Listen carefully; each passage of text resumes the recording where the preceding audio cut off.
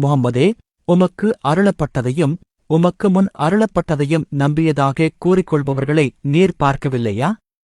அவர்கள் சட்டங்களை நிராகரிக்குமாறு கட்டளையிடப்பட்டிருந்த போதிலும் பொய்த் தெய்வங்களின் மீது சட்டங்களை சுமத்த விரும்புகிறார்கள்.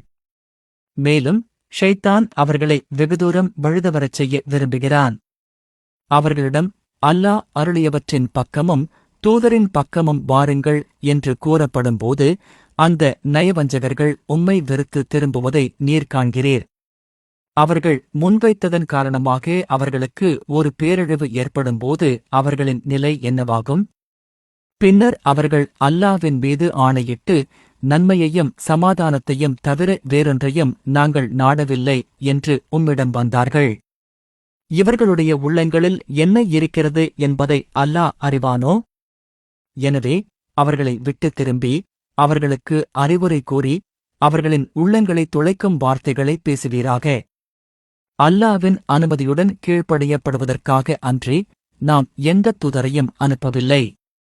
மேலும் அவர்கள் தங்களுக்குத் தாங்களே அநீதி இழைத்துக் கொண்டபோது உம்மிடம் வந்து அல்லாஹ்விடம் மன்னிப்பு கேட்டிருந்து தூதரும் அவர்களுக்காக மன்னிப்பு கேட்டிருந்தால் அல்லாஹ் என்றென்றும் மன்னிப்பவனாகவும் கருணையுள்ளவனாகவும் இருப்பதை அவர்கள் கண்டிருப்பார்கள்.